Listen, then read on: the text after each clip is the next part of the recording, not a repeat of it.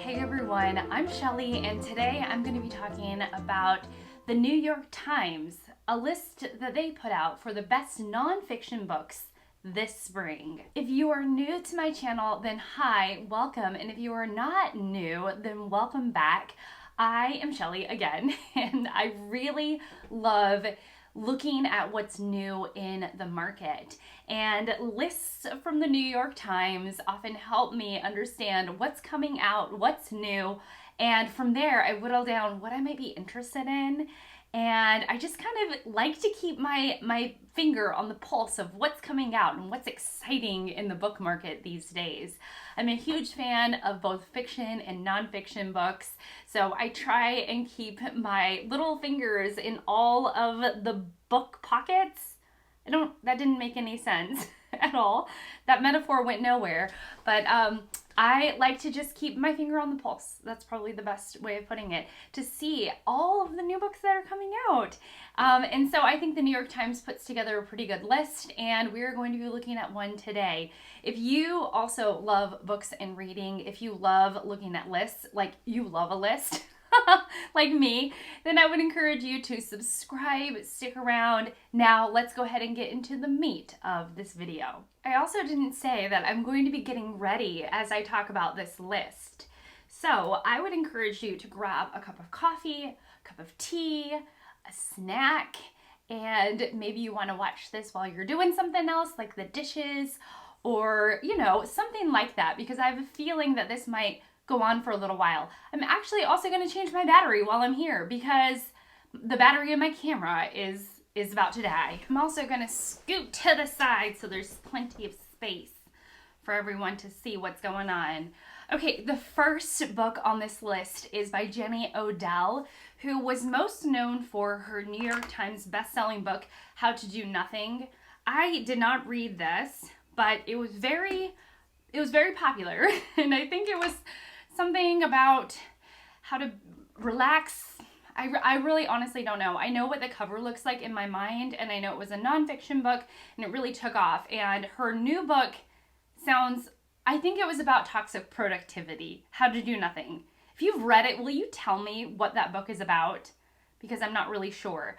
But her new book is Saving Time, Discovering a Life Beyond the Clock. And this time she digs into the question of why human beings live on specific schedules. And let's think. Oh yeah, How to Do Nothing was about the obsession with productivity, which is something that I can definitely get looped into. But I try not to these days. And actually working out in the world and being a teacher, because I am a teacher, I actually have learned a little more work-life balance, because when I have time off, I don't always want to be productive. I want to actually more often than not sit down and read or catch up with my friends.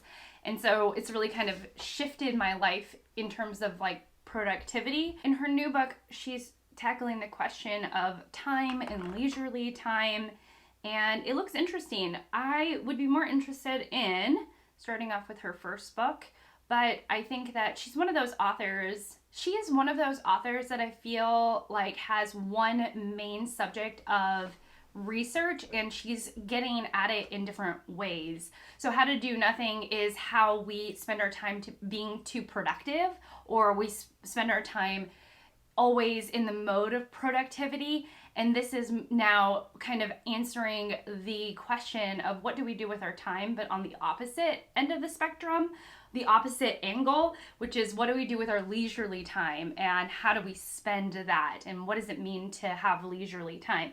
So she strikes me as an author that sort of, I don't want to say she's a one-trick pony, but she has one main subject of research and she's coming at it in her different books from different angles. This book is being published by Random House, and it comes out on March 7th. All right, the next book is The Odyssey of Phyllis Wheatley, A Poet's Journey Through American Slavery and Independence.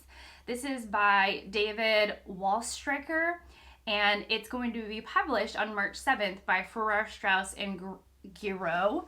This is about a young child, Wheatley, the poet and slave, who becomes independent.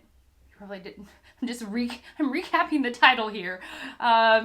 it's about as a young child, she was taken from West Africa and sold into a merchant family in Boston. Eventually she became the most significant Black poet in the 18th century and a cornerstone of transatlantic literature. And then what the author does is he investigates her life and calls attention to the people, religious politics, and feminism that shaped her life. On the surface, this sounds like an amazing book, but it always comes down to the execution and whether, he's an engaging writer. Sometimes writers, they come up with this brilliant seed of an idea. It's so good. And then the execution is like so dry. I'm like, why? Why? Like, what was the point in reading that? Okay, I am feeling like maybe this is one of those days where I'm not going to really pay attention to the makeup and I'm just going to be sucked into this list. On March 14th, this book is going to come out, and it is really kind of piquing my interest. It sounds so good. It's called The Teachers. The subtitle is A Year Inside America's Most Vulnerable, Important Profession by Alexandra Robbins, and it's being published by Dutton. This is going to be, what the author does is that she follows 3 teachers across one school year. So she follows a math teacher teaching in the South, a special education teacher in the West, and an elementary school teacher on the East Coast, and she weaves their story together. That is both infuriating and heartbreaking. I am a teacher myself. I teach at a small private school. I was a public school teacher for several years, and it's a really tough job. It is heartbreaking. It is hard. It is heart-wrenching. There is a lot being asked of teachers these days, so I'm interested from a very personal perspective or personal point of view what Robbins has to say about this. So I'm going to be following the career of this little book with some interest. Also coming out on March 14th is We Were Once a Family, A Story of Love, Death, and Child Removal in America. This is by Roxanna Asgarian. I'm already noticing this list, which I previewed, but I didn't really dig into. This list is very US focused, and probably because this is from the New York Times. So I'm going to be I hope that as we dig further into this list, it starts to become a bit more global. But right now, almost every single book is US centric, US focused. So I wanted to point that out as a note. So this is about, the summary is like heartbreaking. I don't know if this is a book that I want to or even can read because it sounds just heartbreaking. So in March of 2018, Jennifer and Sarah Hart, a white couple who had adopted 6 Black children, carried out a ghastly murder-suicide driving an SUV with their family off a cliff along the Pacific Coast Highway. No. So the author, a journalist for the Texas Tribune, sets out to discover more about the children that were adopted and how they came into the Hart's care. So this book, it ends up being a really damning indictment on the foster care system in the U.S. This is being put out by Farrar, Straus, and Giroux. And again, it comes out March 14th. This is one that I think would be a bit hard for my heart to read, especially depending on how emotionally, if the journalist, the writer, Asgarian, decides to go down an emotionally wrenching path, I think that I don't know if I could read something like that. If she decides to be slightly emotionally manipulative, I don't know if I could read that because it sounds like a really tough topic to tackle. Let me know what you think about this though. Next up, another American-centric book, and it's Poverty by America. This is going to be by Matthew Desmond, who is a Pulitzer Prize-winning author. He wrote the book Evicted, which was about the housing crisis among America's poor, and now he's looking at poverty in the U.S. Again, another U.S.-centric book. It's so interesting. And how people stay impoverished. So I feel like this is already off to a good start because this writer, Matthew Desmond, has already won the Pulitzer Prize for nonfiction works before. So I feel like this is telling me that, or signaling to me that he's a really good author. So I'm kind of interested as to see where this book will go and where it will end up. as in like if it will be listed on the Pulitzer again, or like if it will end up in the BookTube prize, which is a prize ran here on BookTube that the judges are us readers here on BookTube and on Instagram and in the book community. So I'm curious as to where this book will go. And the little lifespan of this book. On March 21st, I'm like not doing any makeup. I'm like, here is my lip gloss and my foundation. So maybe I should get going. This is probably a bad idea. Okay, so on March 21st, we have the book entitled The Undertow, Scenes from a Slow Civil War, which is actually not what I thought it was going to be at all. This is going to be by the author Jeff Sharlet. And this is going to be about religious fundamentalism and his years-long study talking about religious leaders, fervent advocates of gun ownership, QAnon, and more. And this is going to be it's going to be exploring the right-wing militant thinking that has been growing in America these days. So that is not what I thought this book was going to be about. But now that I've read the summary of it, this is the kind of thing that I'm really interested in. I recently read the January 6th report, which was about how the insurrection on January 6th, 2021 came about in the US, how it ended up becoming the event that it became. And I have a personal interest because I'm an American at the right-wing militant attitudes that have been growing over the years. And so this is a book that I'm, interested in, but I'm wondering how it will be received and again, where it will go if it ends up, getting more publicity than just this. And yet again, it's another American-centric book or US-based book. This is going to be published by Norton, and it came out on March 21st. A book that came out on March 28th, it's called Humanly Possible, 700 Years of Humanist Freethinking, Inquiry, and Hope by Sarah Bakewell. I feel like that name is familiar. This book was published by Penguin, and it's going to be it looks like it's taking a whole bunch of artists and great thinkers and philosophers and using their writings, their art, their thinking to shape what does it mean to be human. So some of the figures that show up in this book are Charles Darwin, Zora Neale Hurston, Frederick Douglass, Matthew Arnold, Ian Forster, to name a few. So it's a bit of an encyclopedic look at humanity. Interesting. This is not the kind of book that I tend to gravitate towards. I don't really love when they're just little, like pulling together quotes and ideas from a whole bunch of people to shape a topic. That's typically not my favorite kind of reading. I would much rather read a biography of each of these individuals and suss out what I think they think about humanity from that versus somebody else doing that work for me. But that's just a personal preference. I really need to get some color on this face. I look so pale. Okay, so the next book is called Up Capitalism. I really like the title. And the subtitle is Market Radicals and the Dream of a World Without Democracy. This is written by Quinn Slobodian.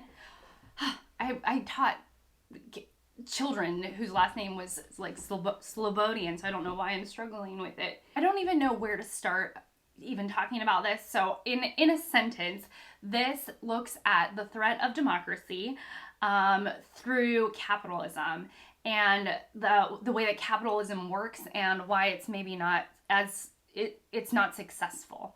So interesting. It's just not, it's not in my area of expertise or interest.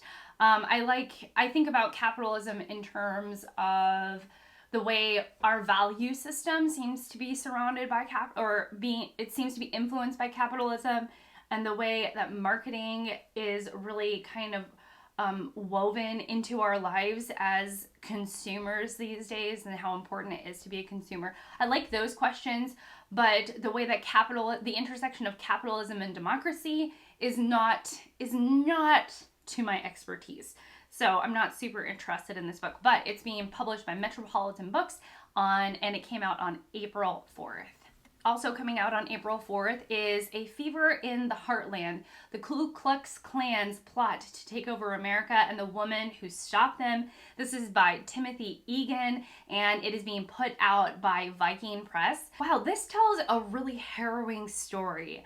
Back in the 1920s, there was a Klan member named D.C. Stevenson, and he was really rampant at that time, spreading terrorism throughout the country, and was the strategist behind the Ku Klux Klan, and he seemed to be basically unstoppable until Mage Obenhotzer, whom he kidnapped and tortured, provided essential testimony on her deathbed to help bring him to justice, this violent Klan member. So that sounds like a really harrowing story, and if Egan is a really good storyteller, I can imagine this doing quite well. We have exited the US. This is very exciting. I have never been so excited to leave the US. And we're going to be focusing on the British royal family for a book. So on April 4th, what came out was George VI and Elizabeth. And the subtitle is The Marriage That Saved the Monarchy by Sally Bedell Smith. Now, Smith focuses on the marriage between George VI and Elizabeth. And what's interesting is that all of their marriage was a stabilizer to the public during World War II. But Elizabeth II, their daughter, gives Smith access to her parents' diaries and letters. And so that really helps shape this new book. So for all of you British royal family fans, this sounds like a really great book for you. And I know you all are out there. We've talked. You know who you are. If I'm reading this list correctly, we've come across our first memoir, which is so interesting because it's such a popular genre here, or subgenre here on YouTube. And it is called A Living Remedy, a memoir by Nicole Chung. Now, we're back in the US. It is about Nicole Chung, who grew up on the West Coast in a mostly white community, even though she was adopted. And so it's about how she's establishing her career and the way she sees economic inequality. So if that sounds interesting to you, then here it is. This is by Echo Press. I have memoirs that I want to read, and they tend to be kind of very specific and whittled down, but for the most part, I think I'm out of my own personal memoir reading phase. So that's just where I'm at. On April 18th, we have a book called The Wager, A Tale of Shipwreck, Mutiny, and Murder. This is by David Gran. It's being published by Doubleday, and here's what it's about. So, in 1741, the Wager, a British ship during England's war with Spain, wrecked off the coast of Patagonia. What happens next depends on who you ask.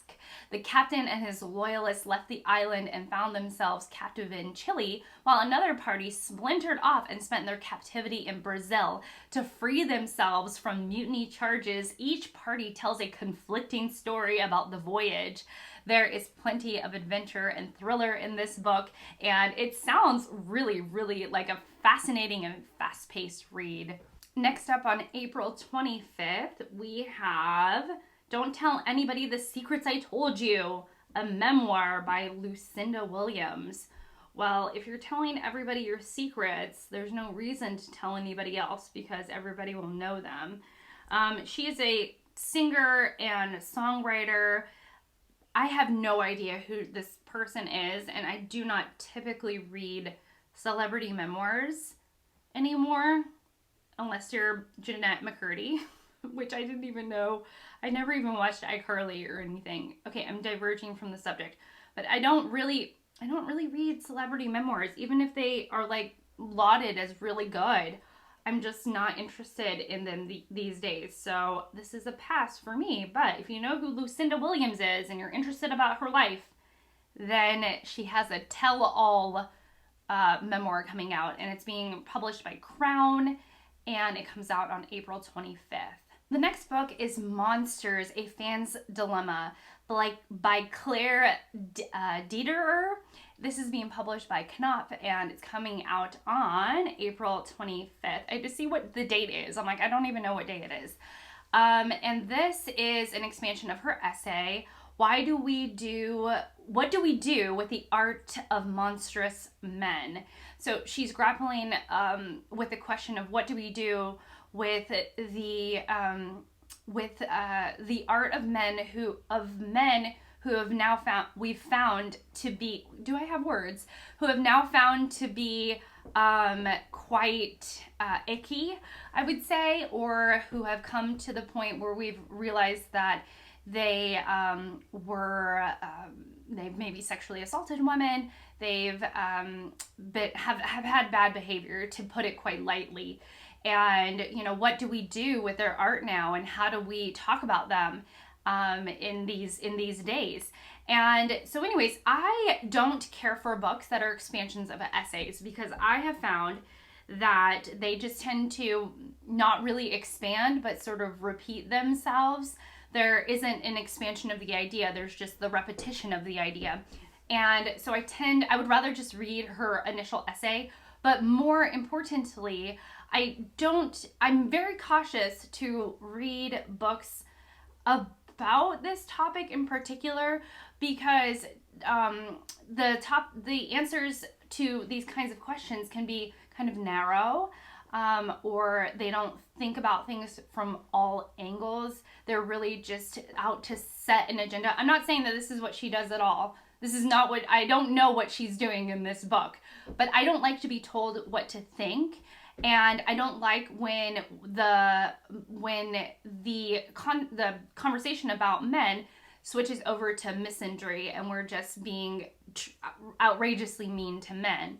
So I am cautious about this topic, just because sometimes I don't love the way that men are spoken about, or I don't think that it is a very open-minded essay, and that if I don't think exactly the way that certain authors think, then it is an indictment against my character, which it's not. I'm allowed to think the way that I want to think. And so I just tend to be kind of treading lightly on topics such as this. But who knows? This could be your kind of thing.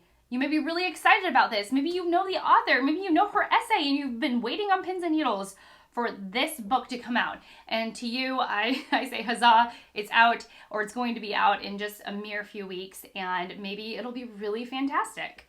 The summary of this book is really hitting me in the feels. It's called Ordinary Notes, and it is by Christina Sharp, and it is being put out by Farrar, Straus, and Giroux, and it comes out on April 25th. And this is what it says. In meditations that are historically attuned, riddled with moments of tenderness and brimming with righteous anger, Sharp considers what it means for Black people to live and love in a society that resists change, refuses the responsibility of its previous racism, yet often feels compelled to ask for forgiveness. I really love books that are rooted in compassion, even if on the other side there is this side of anger, frustration, disgust, but comes back around to this, to sitting in forgiveness, to sitting in compassion, and having hope for the future. I like books like that. They get me kind of all emotional, so I'm like feeling a little emotional right now about it. But this sounds like a really beautiful book. Yeah, so I don't know, this really kind of got me, especially on the heels of the last book that I talked about. We have moved from the US to space. Oh my gosh. And this is called When the Heavens Went on Sale, The Misfits and Geniuses Racing to Put Space Within Reach by Ashley Vance. So the author, he follows 4 companies, Astra, Firefly, Planet Labs, and Rocket Lab, in this interplanetary land grab, all with the hope of making Earth's lower orbit the next site of technological innovation.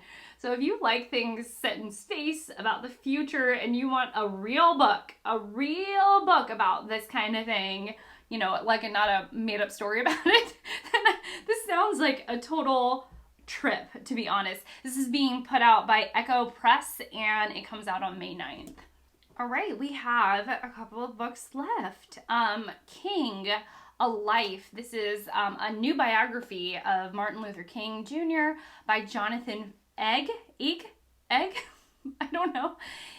And according to the copy on the New York Times, it's like the first major biography about Martin Luther King Jr. in decades, and I just don't believe that. Martin Luther King is such a huge figure, and I'm sure that there have been many biographies that have come out in the last few decades about him. But of course, you know, there's always someone new to take a stab at, well, not literally, to figuratively take a stab at the writing about the life of Martin Luther King Jr. And so I have no doubt that, you know, well, I do have some doubts as to whether it's really good or not.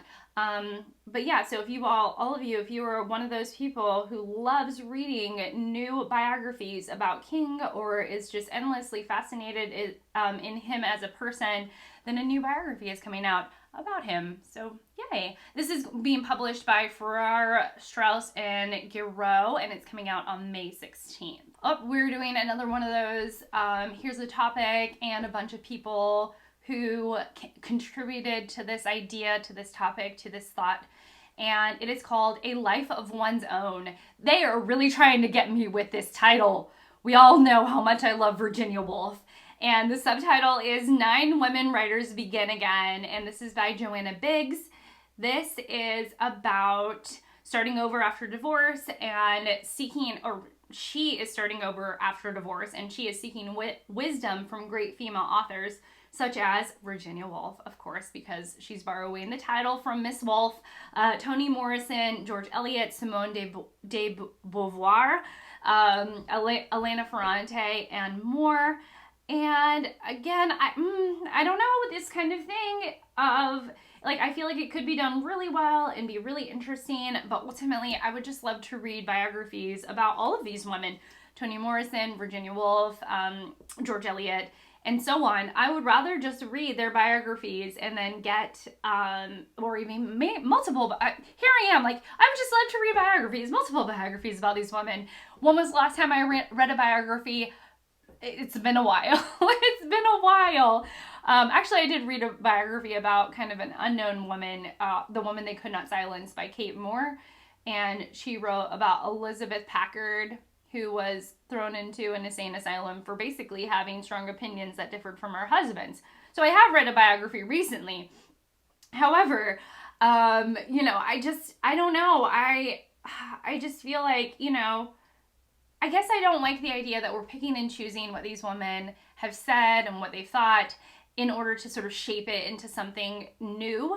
Whereas I would just rather sort of read the good, the bad, the ugly about all of these women and suss out what I think about them without having to read only pieces of their story that fits Joanna Biggs' story. But who knows? Maybe it's done incredibly well. Maybe it's beautiful. Maybe it's lovely. I am withholding, you know, final judgment until I see reviews from other people, I guess. Because I don't know if I want to read this, to be honest with you. Okay, this is by Echo. This is being put out by Echo, and it's coming out on May 16th. You fans of Samantha Irby out there will be excited because our final book is a new Samantha Irby book. She is... I feel like I'm getting mascara everywhere. It's called Quietly Hostile Essays. Again, Samantha Irby. And it's kind of her normal self-deprecating humor. And she talks about her own life, marriage, high-profile writing gigs, Hollywood calling for story ideas. And so this is a collection of her essays about her life. I am not a Samantha Irby fan, not that I've read anything by her. I know what her books look like on the covers, you know, like I could spot a Samantha Irby cover, but I've just never been compelled to pick her up or to read anything by her. But I know that there are fans of hers out there. So if you're a fan and you're like, I've just been waiting my whole life for the next Samantha Irby book, then here you go. It's coming out, and you know, the Times says that it's worth reading. It's being published by Vintage, which is one of my favorite publishers, by the way. I own a lot of vintage press books, and it comes out on May 16th.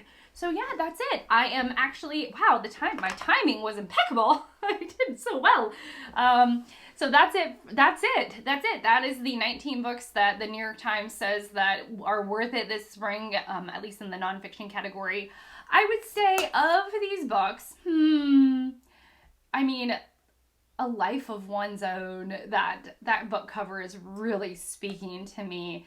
It sounds really good. Ordinary Notes by Christina Sharp sounds very fascinating. It sounds like one of those books that will get me all in the feels. Otherwise,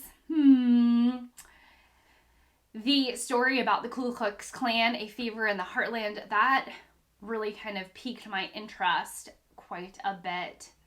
Ooh, or the Undertow, Scenes from a Slow Civil War, really analyzing the heavy right extremist behavior and thinking. Of course, that sounds really good. Once We Were a Family just sounds heartbreaking. The book about the teachers sounds really, really interesting. The book about Phyllis Wheatley is, piquing my interest as well.